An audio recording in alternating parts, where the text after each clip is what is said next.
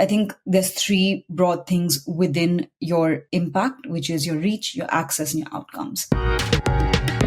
Today, we're talking about how you can measure the success of your product beyond revenue. We discuss the ways to measure your financial and non-financial metrics in evolving markets, common data tracking mistakes to avoid, and the best ways to measure the long-term success of your business. We're honored to have Shreyaa on the podcast, who's a portfolio service manager at Owl Ventures.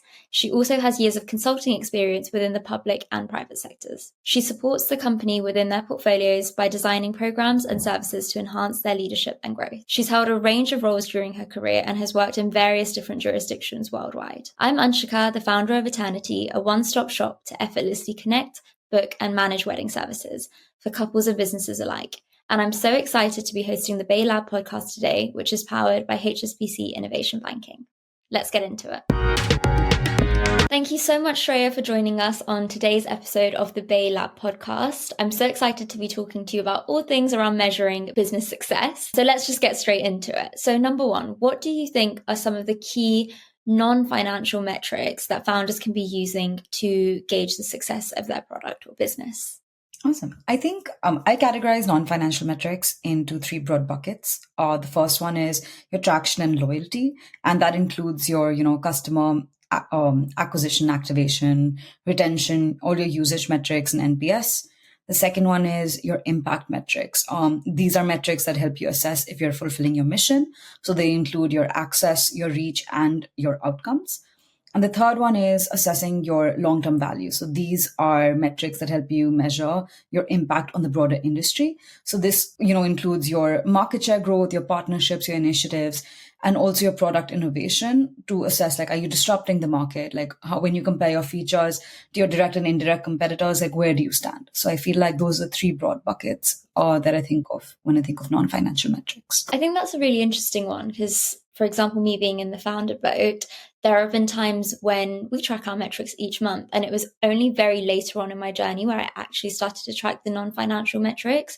So on that, kind of how often do you think founders should be tracking financial versus their non-financial metrics as well to make sure? Because I know that often when you talk about investor updates, it's always right, your financial metrics are the main things that they're going to care about. But actually, what frequency do you think we should be tracking non-financials, and should they be at the same level as the financials? I think what's interesting is that a lot of your non-financial metrics actually do feed into your financial metrics, right? Like at the early stages, before you have your revenue metrics, you have your usage metrics and your satisfaction metrics. And those are kind of that's what you're using for your revenue projections, right? So I think it's really important from the get-go to build a measurement framework based on your business goals and your stage of growth, right?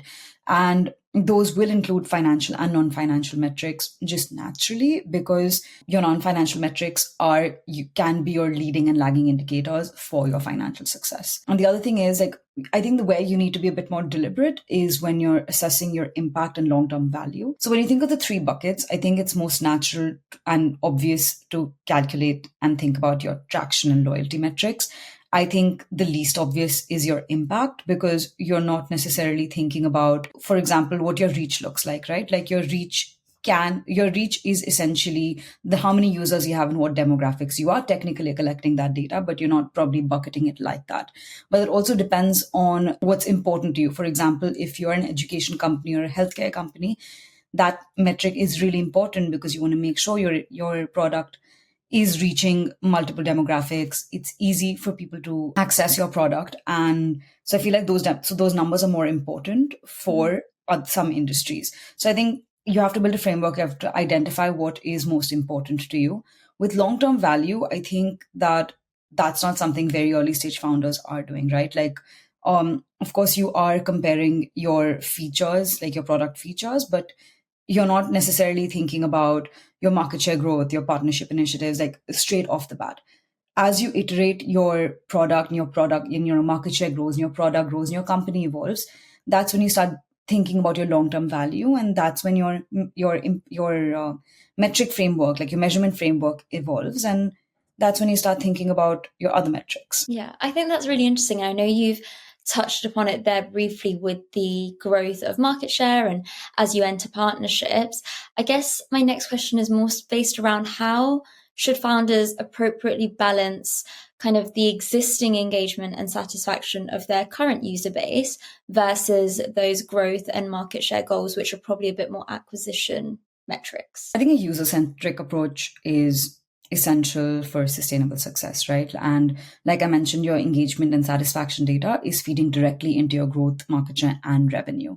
And your engagement and satisfaction data at the beginning are your foundation as you iterate and find your product market fit. So in earlier stages, you're more likely to focus on your engagement and satisfaction, and that will come first. And they'll continue to be important. But as you grow, you start thinking about what is the quality of your engagement, what is your competitive advantage of your product, right? And then you're moving away from just thinking about your usage data and your net promoter score to actually thinking about your customer acquisition cost, your churn, what are the features that your product has that are, what are your competitors doing, and comparing your features to that. So I think it's more of a journey where you start with kind of finding your product market fit, focus on your engagement and satisfaction, and then kind of just level up on those same metrics to focus more on quality, to just hone in on your product. And I know you've mentioned there the net promoter score.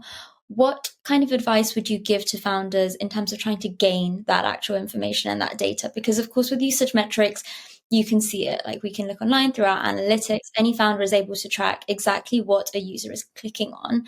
But I think that net promoter score is very different, and it's more about the experience and how valuable your product really was. What do you often find are some of the best ways that founders can be measuring that? So I think traditionally it's always been surveys and interviews directly and asking that question just directly to your customers on that scale of 1 to 10. And now I've started noticing when you send a newsletter, or like when, someone hits submit on your website, like you'll have multiple places where you're basically collecting a net promoter score to assess satisfaction of your product and what the customer is thinking. So I think there's different ways of including it. I think in early stages, it is really important to collect feedback.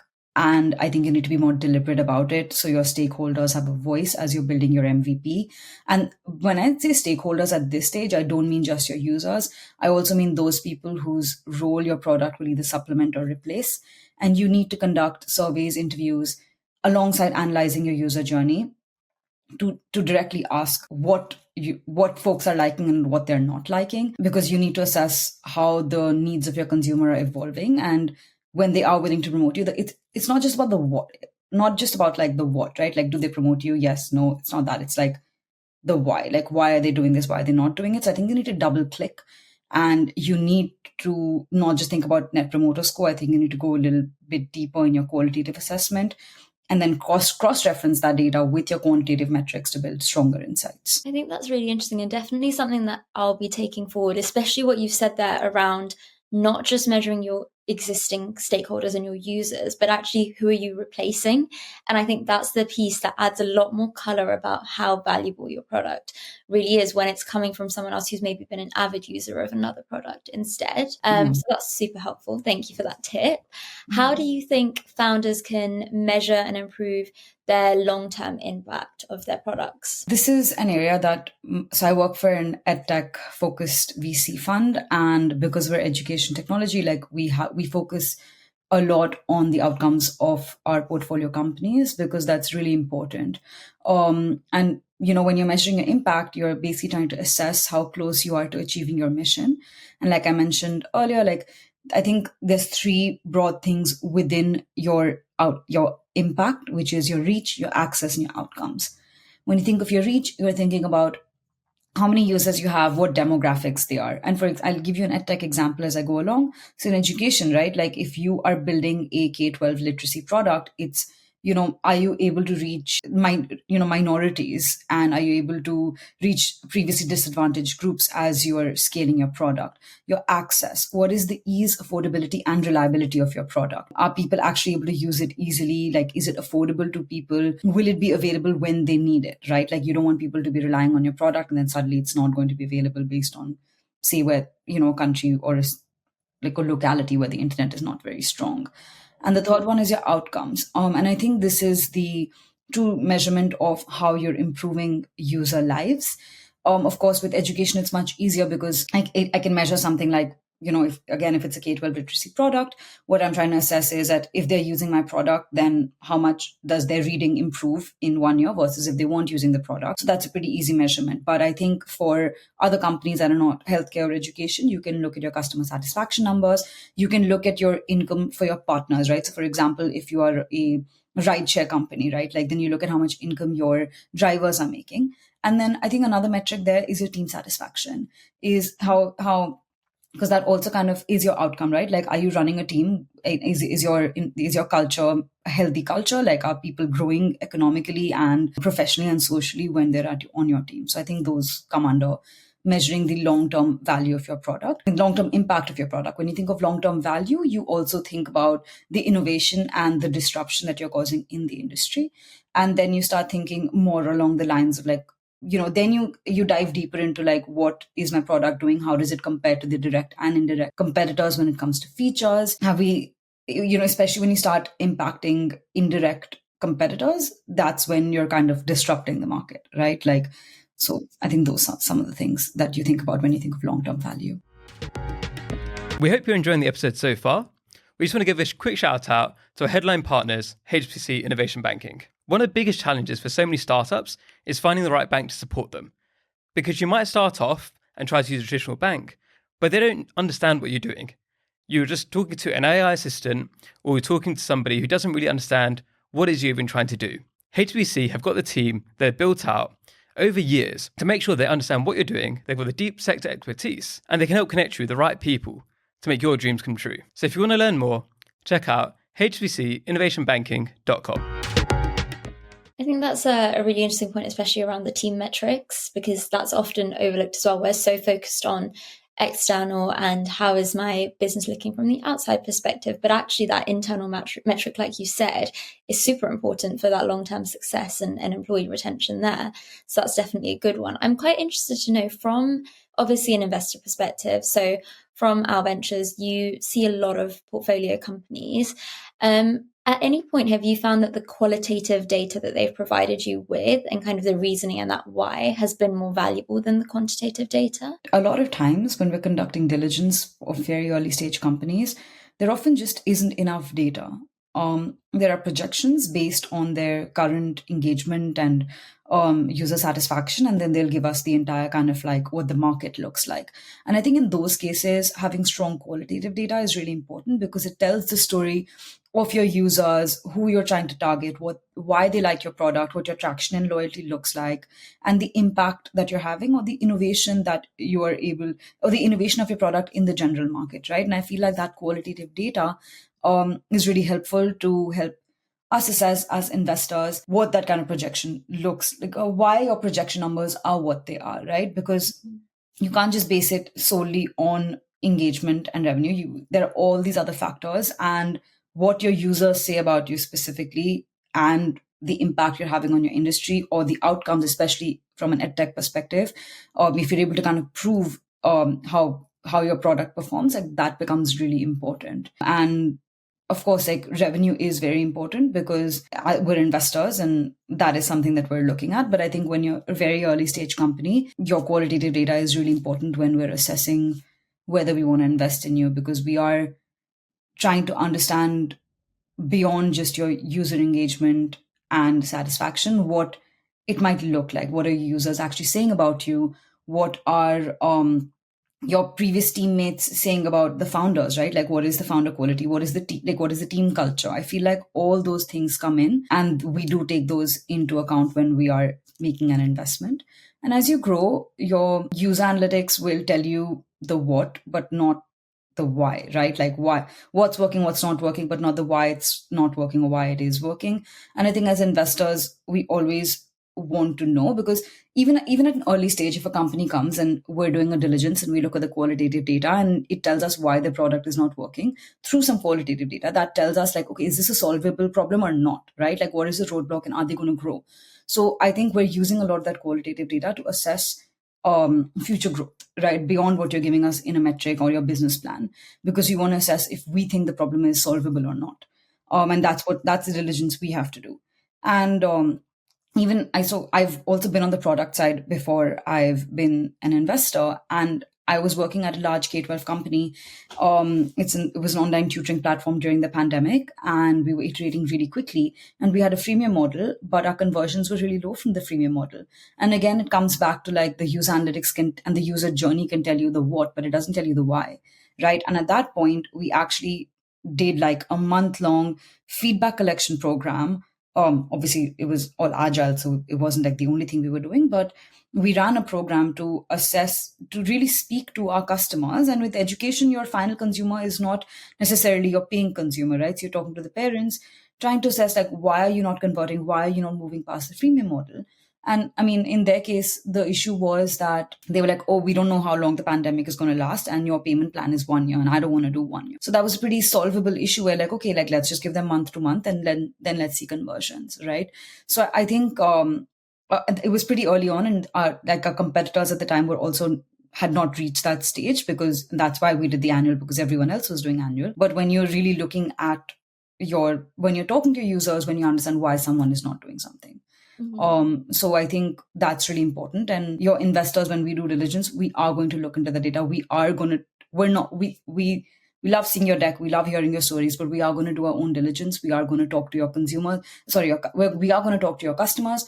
We're going to talk to your employees. We're going to talk to your competitors to really assess whether your company can grow. And all of that is qualitative. Yeah, absolutely. And I think that's so interesting, because one of the things that we were going to talk about was around when you have an evolving market, how do you understand if the product is changing over time? And I think you've really perfectly laid it out there that, for example, during the pandemic, it was just a different consumer buying habits were just very different. There were lots of fears, lots of uncertainty. And when you were to look at that data just standalone, it wouldn't tell the entire story. So I think something very valuable, especially for founders, I guess, even if you're putting it into pitch decks, or even if it's your updates or any kind of story that you're trying to drive, should always have the right balance of both. And I know that you've touched there briefly on competitors. So for example, when you're doing due diligence, you're going to look at competitors. What kind of indicators do you think that founders should be looking at to try and understand their own competitive standing other than revenue themselves, so that they can do a bit of that due diligence before the VCs start looking? I think competitive benchmarking is a really important activity, and it was also my favorite activity when I was a consultant. So I think of competitive benchmarking as one that you do, which is more overarching, when you're talking more about, your market share, your engagement, your customer satisfaction, your user feedback, which can be qualitative and quantitative, your brand awareness, perception. But then you also double click and you look at your product and you benchmark your product. And especially when you're trying to build out specific parts of your product, you're also diving deeper into benchmarking features, performance, and innovation. So I feel like that there's an overarching competitive benchmarking when you're looking at what the market is, and then you're also looking specifically at product and product features as you try to iterate in different areas. Yeah, that's so interesting. And I think that's definitely something that a lot more founders should be doing in early stages, because the benefit, and I found it recently when I started competitive benchmarking, is even just looking at social metrics. How am I growing versus them, amongst other things? It's really valuable. And really motivating as well, really, to see if your competitors are moving at a certain pace, because then you understand what's right for the industry, because you can look at your own business and think, okay, is this a slow season just for me? But if you realize actually it's slow for everyone, then it gives you that little bit more, again, color and picture around it. I guess to close off, go for it. I will say one thing about this though, like especially when you're doing a competitive benchmarking or just in general collecting any data, one of the things that's important to remember here is that data is just noise if you don't know what you're collecting and why you're collecting it. So I think you have to be really deliberate when you build your measurement framework and iterate on it, right? Like you're not going to collect the same data from start to finish in your founder journey. And even as you're doing your competitive benchmarking, like, yeah, it's really great to know all these other things that your competitor is doing. But I think it's equally important to understand what your goals and strengths are as your product and what you're trying to grow, right? Of course, it is important to benchmark certain features when you're trying to build out your product, but you're not going to build out everything in one day, especially if you're comparing to a firm that's been around, say, even a year longer than you have. So in that way, it's more important to assess, like, okay, what is our market share? Where are we differentiated, right? So I feel like even when you're collecting that data, you have to be like, okay, I'm trying to assess if there is a possibility for me to gain market share. Where am I differentiated? and I want to focus on which features of theirs are the users enjoying, so I can prioritize those, right? So competitive benchmarking is not just for you to assess where you are against your competitors, but also for you to assess what to prioritize. But at the same time, if you don't have an internal framework and a path, like, you're going to get really distracted because you're essentially don't have a focus. Yeah, I completely agree because, like you said, data has so much power and so many strengths, but actually it can be very overwhelming. And if you're bogged down in constantly just looking at the data and just tracking it and not making the tangible steps that your business needs to grow to actually improve those metrics, it can be a really tricky one. And there's probably quite a fine line.